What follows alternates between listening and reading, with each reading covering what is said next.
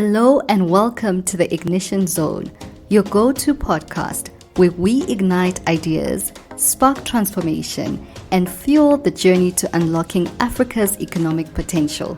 I am your host, Matebe Zobo, and I'm so excited to take you on this incredible adventure into the world of economic development, entrepreneurship, and career growth. Welcome back to the Ignition Zone podcast, where we spark conversations about Africa's economic transformation. Today, we're focusing on Tanzania, a country that has been seeing steady economic growth and is emerging as a key player in East Africa. Joining me is Andrew Mahiga, the country director for the Department for Business and Trade at the British High Commission in Salaam, Tanzania. Andrew is a champion for fostering partnerships, driving trade relations, and unlocking business opportunities between Tanzania and the global market. Andrew, thank you so much for honoring the invitation and welcome to the Ignition Zone podcast. Thank you. Thank you for having me.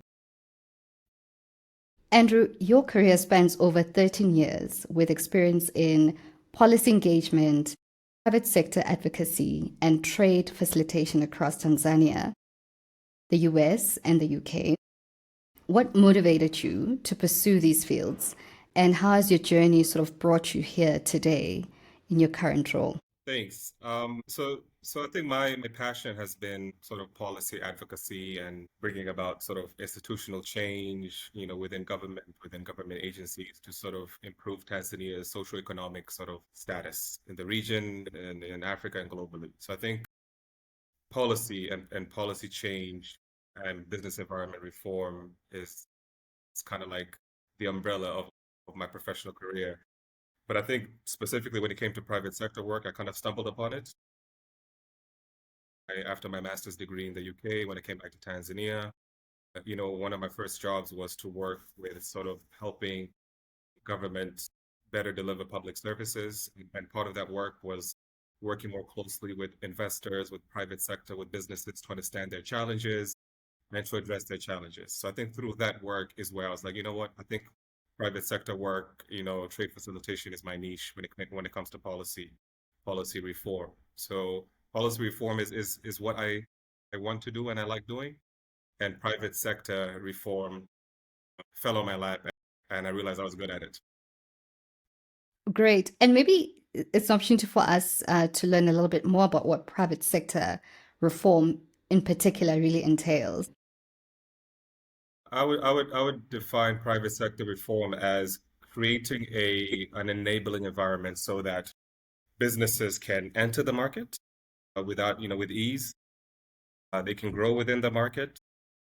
They can expand. They can invest in other places. They can hire and skill the economy.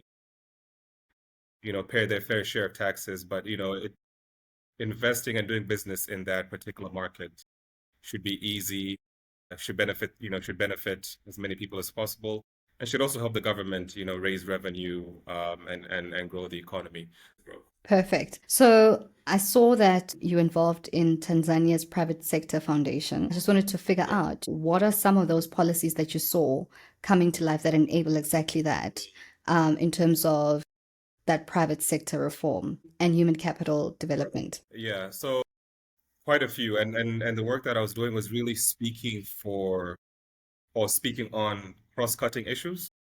So for example, if one company is facing a problem that necessarily other companies in the same sector were not facing, we would not address that because that's a company-specific challenge rather than an industry or sector challenge.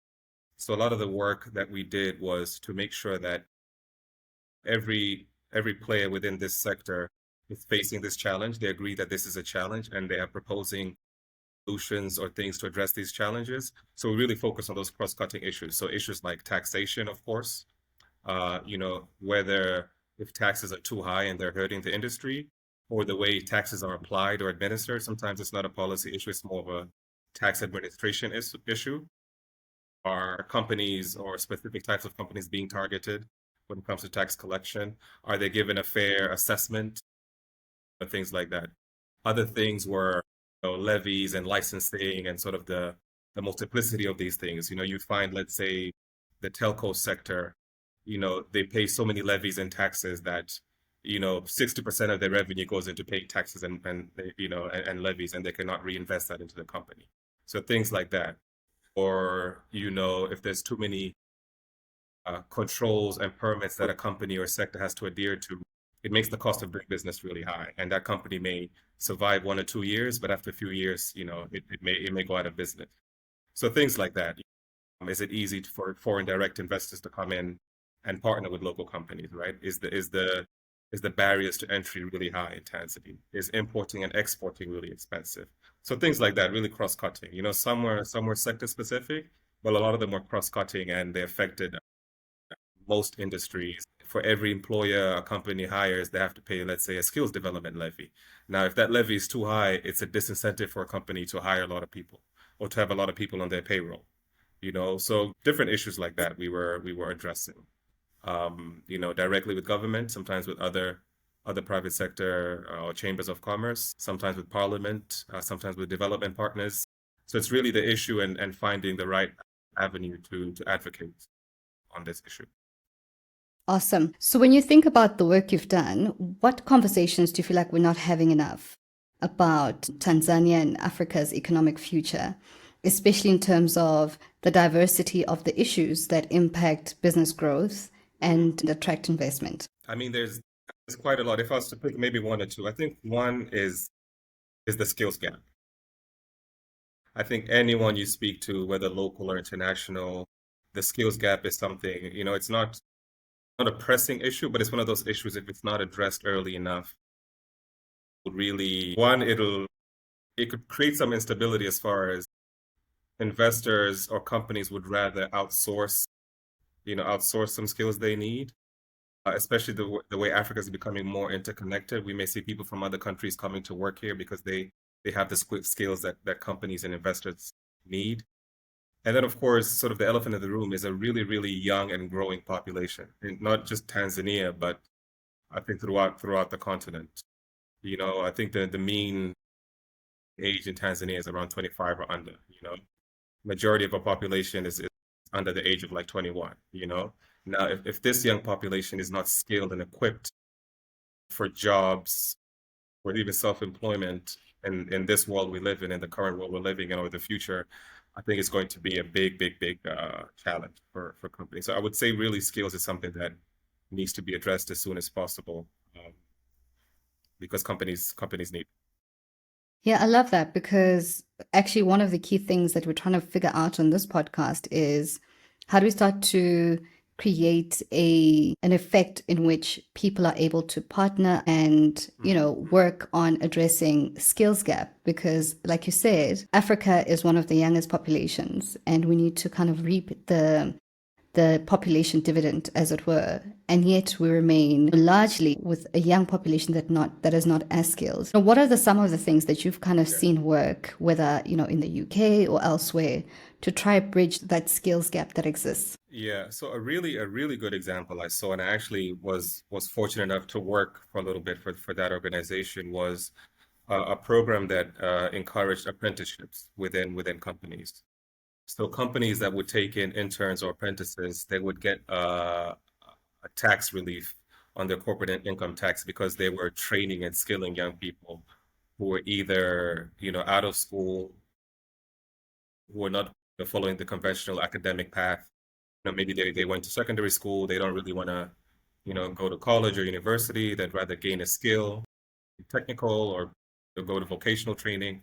There's a program where these companies would take on these students, for 6 months, for a year, equip them with the skills that the company needs. Some would eventually get hired by these companies, but some would leave and find jobs elsewhere. Some would even start their own businesses from the skills and exposure they had. And these companies that took on these young people, they weren't paying as high corporate income tax as companies that were not taking on these young people. So programs like this, I think, is a win-win for both the people that need the skills and the companies that need sort of the tax relief. So I think such a program could work in a place like Tanzania and a lot of places in Africa, is to take on these young people that need the skills, they need the experience. And are there any sort of programs that are spearheaded by the government and being led by them? and enabling this tax-free or sort of tax incentive environment for partners coming in or corporates coming in? I mean, there's programs, but not necessarily programs that sort of give tax relief. I think it's programs that sort of support the business development that young people need to enter the market. So, for example, there's a regulation in Tanzania where all local government authorities have to put aside, I believe it could have changed, but I believe it's around 3% of their total revenue for programs or activities or initiatives that are run by young people and women. To give them the opportunity, one is to start their own businesses, but two also is to be able to say, bid for small procurement jobs or projects that local government has. So it's equipping young people or young businesses to tap into opportunities with government. So not necessarily providing tax reliefs to companies, but at least it's providing them a platform to get employed or to be self-employed. So, the efforts are there, but I think there's a lot more to be done because the challenge we see is the private companies, this type of skills they need isn't the type of skills that's available out there. There's one thing to provide someone with the skills, there's another thing to provide someone with the right skills that are in demand. And I think that's probably the bigger problem is what type of skills are we skilling our young people with? Are they outdated skills? Are they skills that are not in demand?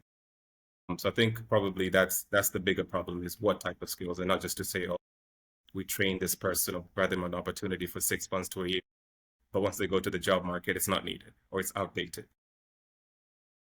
Talking about the market, right? So for me, it's a question of, how do we focus that? How do we focus those skilling programs? Because, governments tend to do a bit of everything. One way of looking at it would be to figure out what are those sectors that are in demand from either UK companies coming into Tanzania and the sort of workforce that they're kind of looking for from a skills perspective, from a sector perspective, and from a value adding perspective. Absolutely. Absolutely. I mean, I think anything around STEM, science, technology, engineering, and mathematics will be in demand for the next 50 years to come. Those are skills that you can't go wrong with.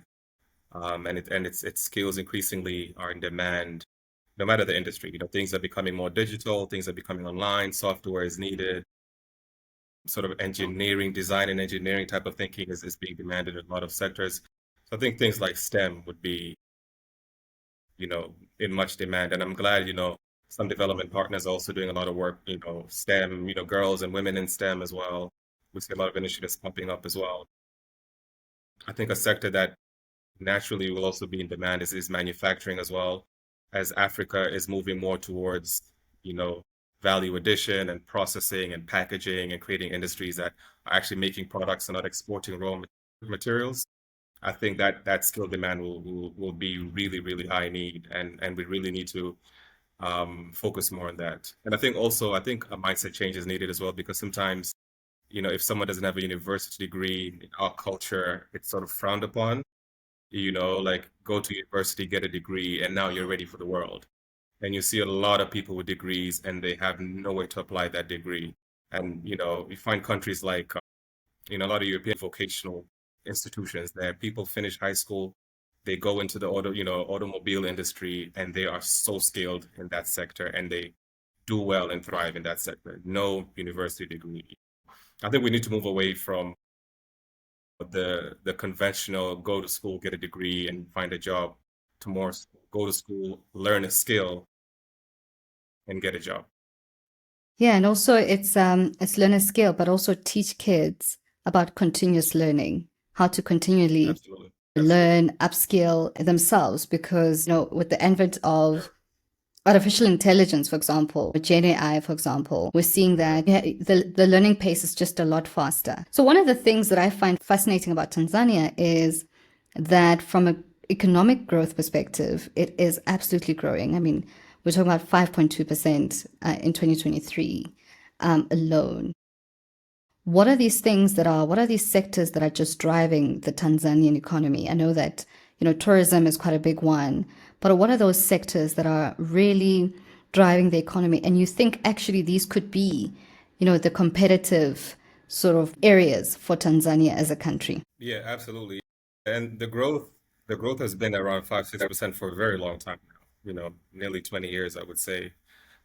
Of course, the big two drivers of the economy, of course, are tourism, the mining industry as well, which I think, is still so untapped. The mining industry could probably be the biggest contributor to the economy. Right now, it's around maybe number two or three. I think transport and logistics are also driving a lot of growth in Tanzania, coupled with construction as well. I think just where Tanzania is strategically, geographically located, we see a lot of movement of goods coming from Tanzania going into, Zambia, DRC, Burundi, some parts of Kenya, Rwanda, Malawi. So, those three sectors, I would say, are really driving Tanzania's growth. And we can't forget Zanzibar as well. I think Zanzibar is even growing faster than mainland Tanzania. So so yeah, I think those three sectors, mining, tourism, transport, logistics, infrastructure as well, is really driving the growth. Yeah, that's interesting. So when you think about investors coming in and sort of the sectors that are driving growth, and then just touching back on our skills conversation, do you find that there's like a good Venn diagram there, or do you feel like you still have a large skill base still in tourism versus what they're looking for from a technology perspective? Yeah, that's a good question. I guess it'll depend on who you ask. I still think with the level of growth, I don't think the skills are keeping up. I think we need to turn out more skilled people than the economy is growing. What's happening now, we're turning out a lot of graduates who can't find jobs. One, because there's just not enough jobs for them to have, and two, it could be because they just don't have the skills that these companies are looking for. So I would say probably in all the sectors that I mentioned, there's still a big skills gap. And I think also, and that's why we talk about sort of like, for example, the tourism industry, there's different levels of the skills that are needed. There's a difference between, let's say, a safari driver to someone who's managing a five-star hotel, right? A chef, who's cooking at that five-star hotel, right? So you'd find there's a big supply of people who are doing maybe the basic, work at a hotel, but managerial staff, chefs, and things like that, there's not enough of those, right? So even within these sectors, there's an imbalance in the quantity and quality of skills that are needed. The gap is still there. There's still a demand all around. Yeah, that's very interesting. So it sounds like we should be moving up the value chain from a skills perspective. Absolutely, absolutely. We're supplying a lot of people with very basic skills, and we need to change that. Yeah, that's very interesting. So, one of the things that also is an enigma for me is despite the economic growth, you've got about 75% of Tanzanians living, below the international poverty line. And this sort of is a big thing in terms of keeping growth going in the future. Yeah, Not only that, but yeah. obviously it creates all sorts of disparities as well. So, is government playing an active role in addressing poverty gaps beyond any sort of social protection mechanism? Yeah, And how has this sort of come together? So, there's a government piece for sure. There are private sector players as well that we should be thinking about here, international partners, and so on. So, is this a conversation that's being had? Are there partnerships that are really being developed to make sure that we address the poverty component? yeah. Really good question. I'm sure that's a question that probably keeps most people in government up at night. I think there's the issue of inclusive growth. I think when you just look at GDP growth, it doesn't tell the whole picture. It's good for reports. It's good for media and publicity that Tanzania is growing at 5-6%. But I think how inclusive is that growth is another question. I think one part, not to defend the government, but when we go back to the point of how fast Tanzania is growing as like population-wise, the country's economic growth cannot keep up with the population growth, right? And Right. then it's exacerbated even more if the types of investment we are attracting are not ones that require a lot of employment. Sort of high value investments that are more tech, that are more sort of like we're putting money into this sector, but when we don't necessarily need to hire 5,000 people in this sector, right? because I think that's how you address the poverty issue, is create jobs, because these people are going to spend, they're going to take care of their families, they're going to possibly open a small business themselves, and there's a trickle-down effect, right? So I think there's still a lot of work to do when it comes to the types of sectors we're targeting for growth. For example, the mining sector, as big as I said, the potential of it being the number one sector in Tanzania, the mining sector uses so much technology and machinery, it's not going to need to hire, one mine is not going to need to hire 10,000 people, right? So we need a good balance of economic growth that, yes, can really exponentially grow numbers and bring in really large sums of FDI. But we need those sectors like manufacturing, like value addition in agriculture that already employs a lot of people. And I think there's more to be done there, to be quite frank. Big challenge. And I think also, and I know a lot of development partners, where I work, even though I don't work on the development side of things, I work on trade and business. But I know, one big focus of development partners is inclusive economic growth. You know, it's, yeah, how many jobs are you creating? What are the quality of these jobs? Are these people able to take care of their families? Are they able to start their own small businesses? Like, what is the trickle down impact of the work that they're doing here? So I know there's a concerted effort in the development community around inclusive economic growth. And I know the government as well, especially, the current government that we have. I know the current president is a big supporter of sort of, the marginalized Tanzanian, especially women, women initiatives, how do we empower women? And I think one, Tanzania majority is women in the population. But two, I really believe, and it's not like a cliche thing, I really think an empowered woman empowers a community. An economically empowered woman can empower a whole community way better than a man can. So I know there's initiatives, I know there's programs, but again, we kind of need to move faster than the population is growing, because I think we're going to be nearly 100 million people by 2050. I can't even fathom that number. That's like Nigeria, you know. So so yeah, there really needs to be concerted effort. And of course, even with private sector, they have a role. I know they think of profits, expanding, and sometimes if they don't need the skill, they don't need to employ people, they probably wouldn't. But I think there's some efforts that private sector can do as well to address this poverty line, where we see the growth, but we don't see it, maybe, or people don't feel the growth, rather. Your average Tanzanian may not feel that growth. That is exactly it with growth and where there's still a lot of poverty. People see the growth, they sort of hear about it, rather. They hear about the growth, Yeah, but yeah. it doesn't translate. And I think, it remains a pressing issue, like you say. But do you feel like we have, a fundamental understanding of, what are those key drivers, that are driving poverty? Do you feel like, Tanzanians, from a government perspective, from a private sector perspective, have really kind of looked at the three, four, five drivers and put effort behind those? Or do you feel like it's a bit of everything? That's a good question. Probably a question to ask the government. I think it's a little bit of everything.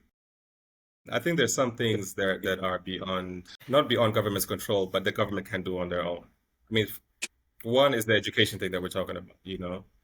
I think the quality of education and the type of learning that our young people are receiving could directly impact their economic well-being. If people are being taught outdated syllabuses, if they're being taught to look for jobs, if they're not, that there's no that entrepreneurial thinking and teaching where someone can think about starting their own business, their own initiative to generate their own sort of income and possibly hire other people, then of course you're gonna have a big population of people kind of sitting there waiting to get hired, right? But then of course there's another issue of, the big population growth is, because people are having a lot of children. The average family size in Tanzania is around four kids, I think, right? If you have four children, economically, that's a bigger burden for you to lift as a parent, as a community. So again, that strain on government to provide those social services for a family that can't afford to take care of four children is another thing. So you find that funds or revenue that was supposed to be directed to maybe activities that can stimulate the economy end up going into social services like healthcare, like education, and things like that, because it's a big population out there that needs to be serviced. So yeah, I think it's a lot of factors, and a lot of that is just the culture, the way we are, but also it's just something that the government needs assistance with. There's too many people, too many issues that the government can tackle on their own. And I think that's where private sector needs to step in places. I'm a big fan of private sector delivering some public services. It may sound controversial, but some services can be delivered by private sector to remove the stress on government. Yeah. So I mean, it obviously has its own implications in terms of, is it going to be equitable, access from a price point perspective and so on. So in your role, actually in the UK and Tanzania sort of trade relationship, what are those key things that you're actively doing to encourage that private sector stepping in and, looking at Tanzania from a holistic perspective, both as a commercial opportunity, but also contributing to the social element of it as well? Yeah, so a few things. I think one is sort of, and this is not, it's happening naturally this way. I think because also you have to understand a lot of global companies also they also face their new regulations and policies they have to adhere to, environmental, social governance.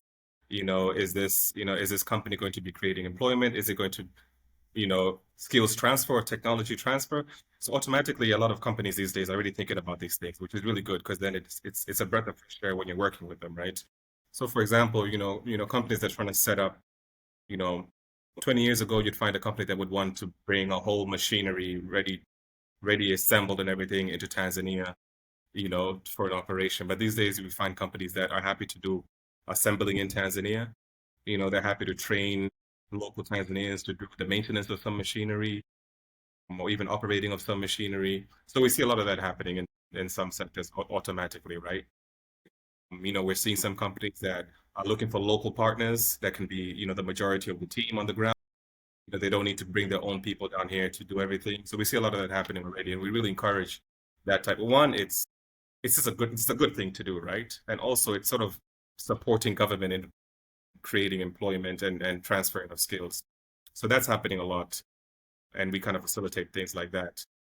I think another thing also, and that kind of speaks to what I do in my work, is not only do we bring UK companies and investors to Tanzania, but also especially when it comes to sort of working with government projects, government initiatives, is we also bring in a level of financing and we bring in other UK government agencies into the project as well, right?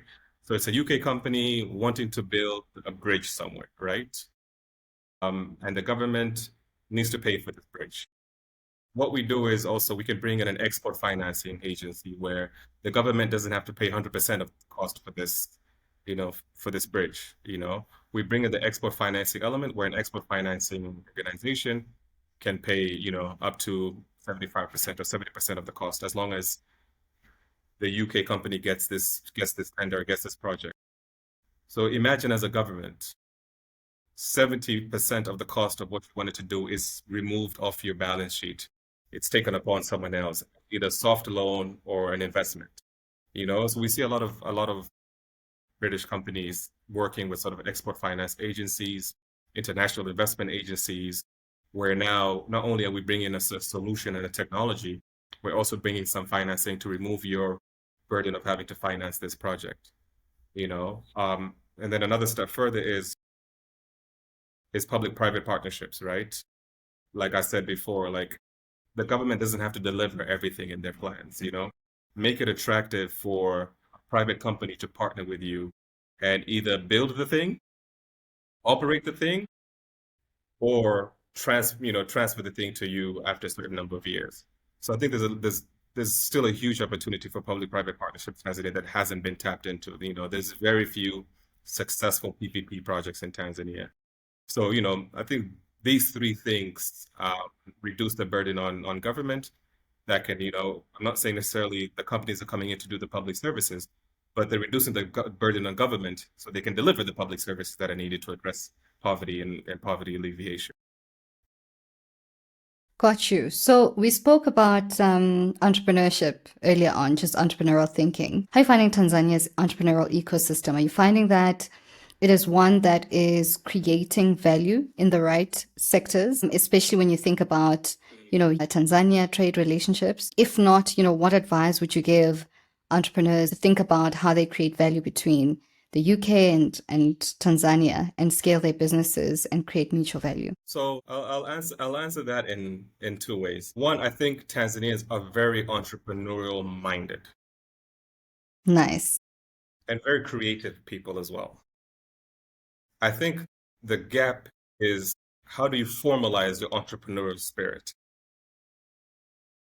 It's like you're good at a sport, but you don't know how to be a professional in that sport. Very interesting. I think it's the same when it comes to entrepreneurs. We find people who are I think we have like a hustler mentality in Tanzania. You find very few people who just have one job. It's someone that, they have their day job, they've started a small business, they're hustling, they're trying to do different things. So that's the entrepreneurial spirit that I'm talking about. But for you to formalize that and turn that into a business and grow that business, right? I think that's where the gap is. We find maybe a lot of people are, for lack of a better term, like copycats.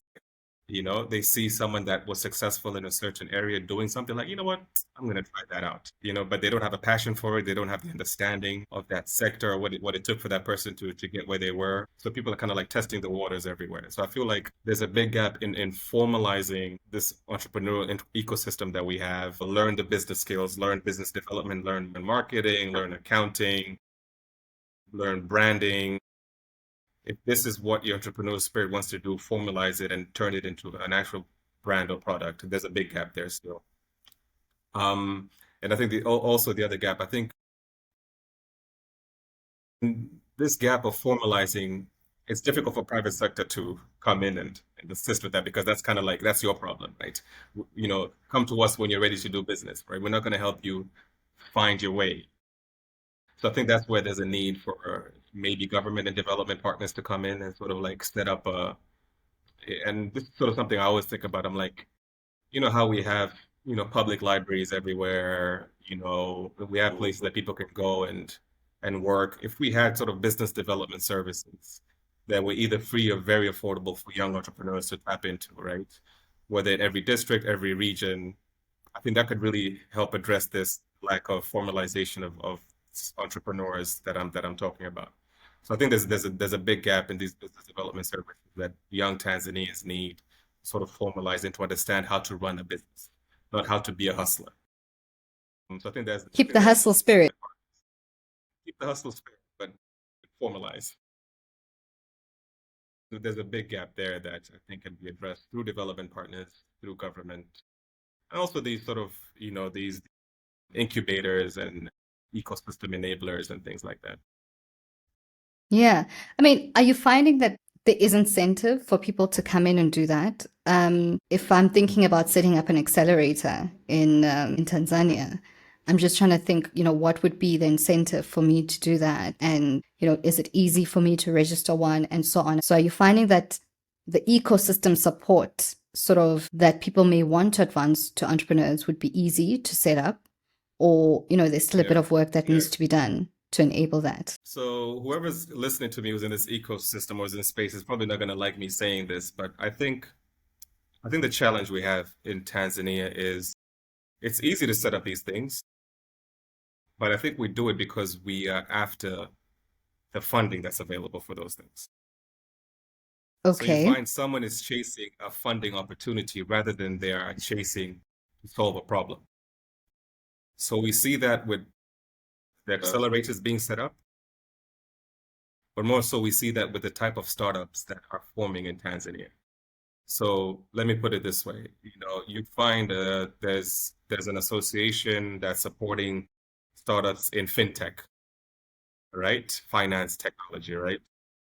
So someone, this young hustler spirit Tanzanian is like, I heard there's this new program that is giving out $100,000 for fintech startups in Tanzania. You know what? I'm going to start a fintech in Tanzania. And then you're like, okay, but what problem are you trying to solve? And then they give you a very generic problem that 100 other people are trying to solve. I think that's our challenge.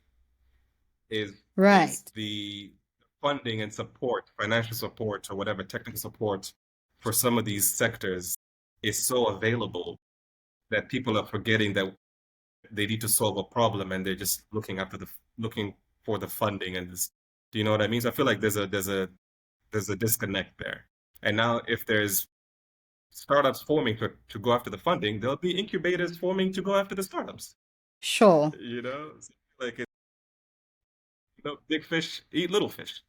So I think that's the challenge. I think we need to take a step back. And when I say we, I mean even me too. I think, I'm not pointing fingers at anyone, but like we need to take a step back into looking at what are the problems that we have and what solutions creatively can we come up to address these problems. We have so many problems still in like the agriculture sector, but it's not a sexy thing to say I have an agriculture startup. It's just it's not attractive. So I think we need to go back, and also the funding, the people provided the funding and support, and they need to like look, what are the main fundamental problems in Tanzania, and how can we encourage startups and SMEs to address these problems, whether they're in fintech, whether they're in technology or not, whether they're in AI or not. Let's address these problems, right? Yeah. Are you finding that the leadership within, or rather, the sort of culture of leadership within Tanzania, whether it is in government, whether it is in private sector, is one that is empowering to citizens to sort of say, what are the key sort of roles we can play to prioritize the problems that get solved?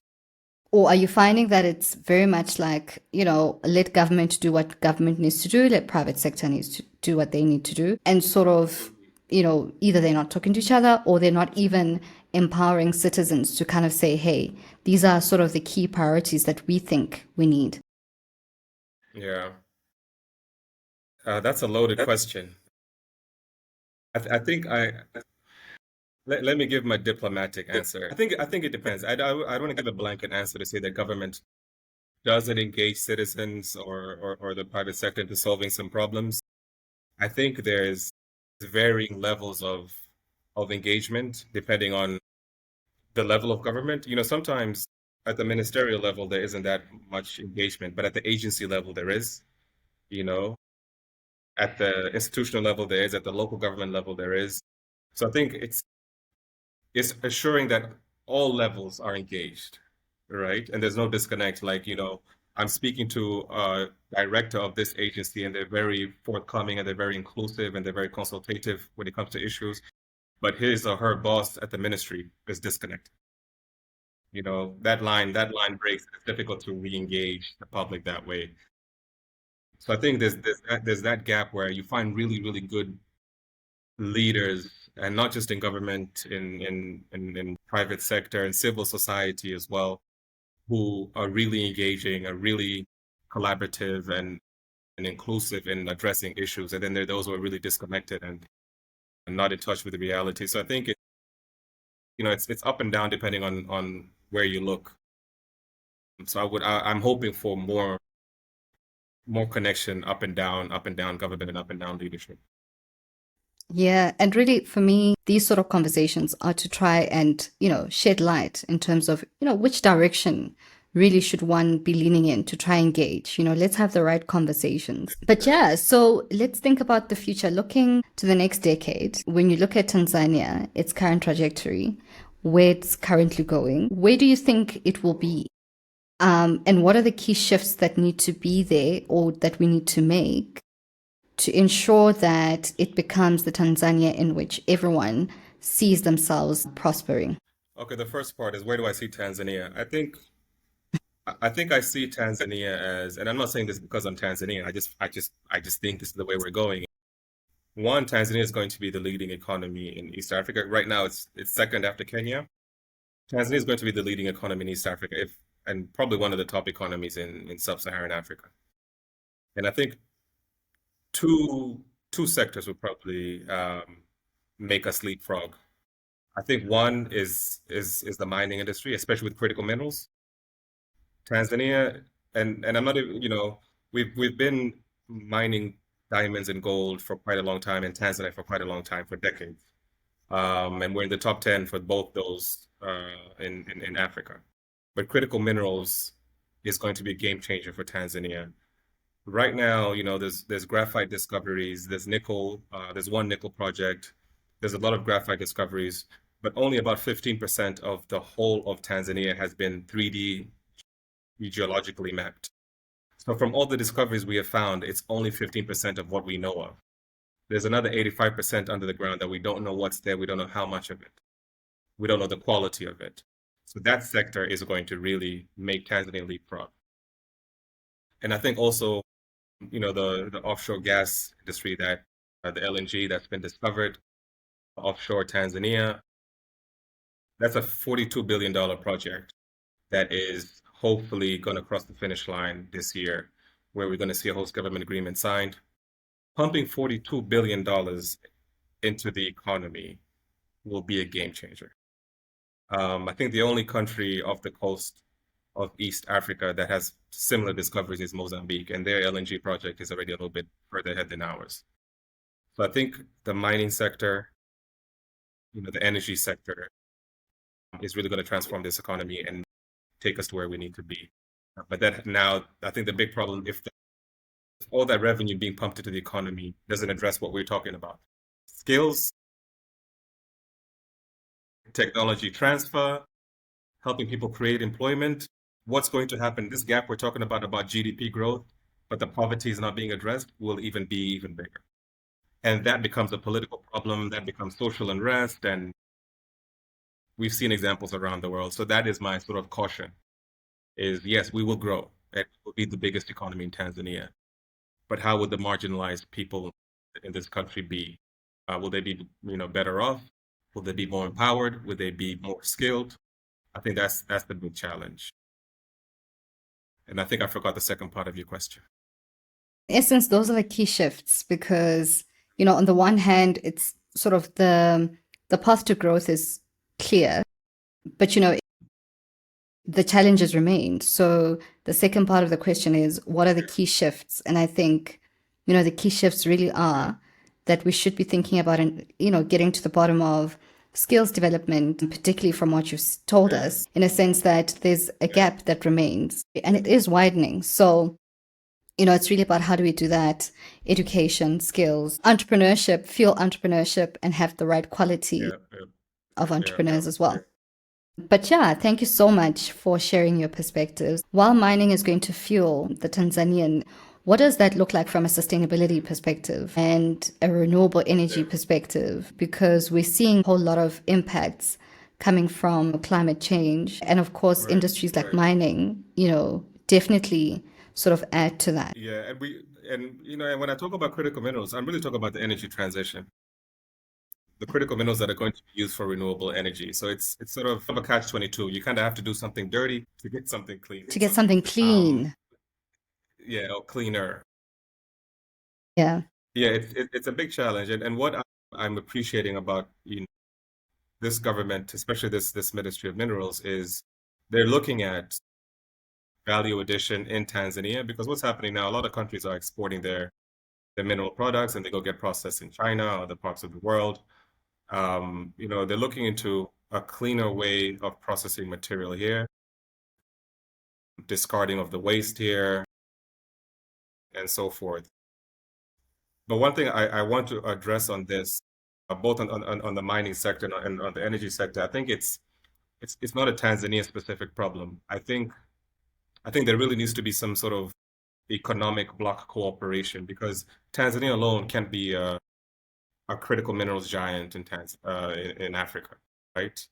Tanzania, Mozambique, DRC, Zambia, these countries that already have minerals, I feel like there needs to be sort of a combined critical minerals strategy or energy transition strategy that one is ensuring ESG principles are met, and not only in the process of getting the stuff out of the ground, but the type of companies and investors you're working with.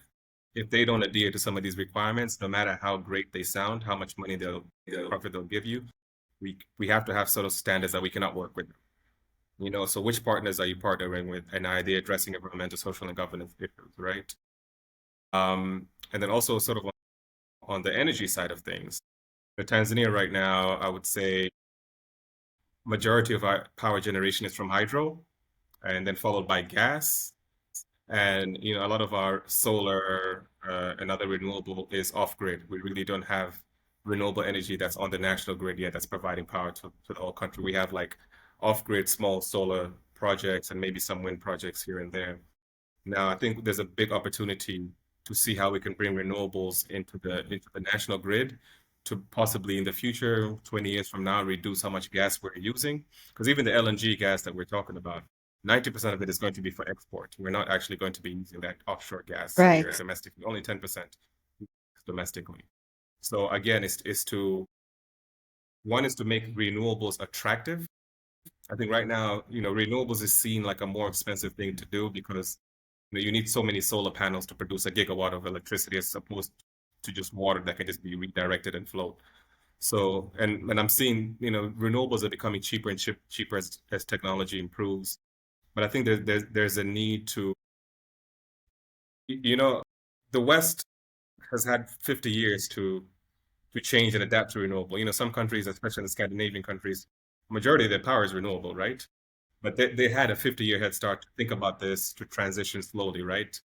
Of course, we don't have that luxury to wait 50 years to do that because at some point, some of these things will be banned. You won't be able to have a gas plant anywhere in the world. It'll be banned, right?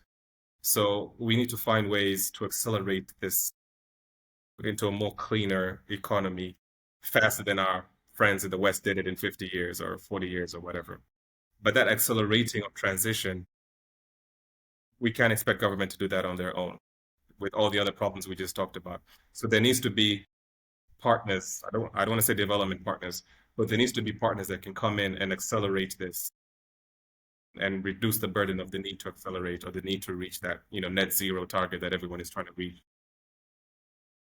But I think there's companies already working in this space, there's development partners working in this space. I think it's just providing the technical support and capacity building for governments to be able to deliver on these goals, on these climate goals and sustainability goals as well. Yeah, I mean, it sounds like renewable energy is a very good opportunity, actually, becomes an opportunity instead of a challenge or a problem. Absolutely. So I think it's definitely one of those sectors that, entrepreneurs should be thinking about. Absolutely. From a Absolutely. skills perspective, aligning that. And I find that most governments are not necessarily doing the alignment very quickly. They're sort of doing everything all at once. And I'm hoping that we're going to start to get that traction where we're clear. We're betting on mining. It means that we also need to think about renewables and so on. But yeah, so Andrew, your passion for trade, investment, and just economic development is very clear. And thank you for just sharing your insights with us. And I hope that we start to galvanize a whole community of entrepreneurs, investors, policymakers, practitioners who really rally around the work that you do and rally around Tanzania as well as most African countries as well, especially in terms of collaboration. I mean, you spoke about Zambia and others, and I'm hoping that we start to collaborate a lot more. So thank you so much for your time.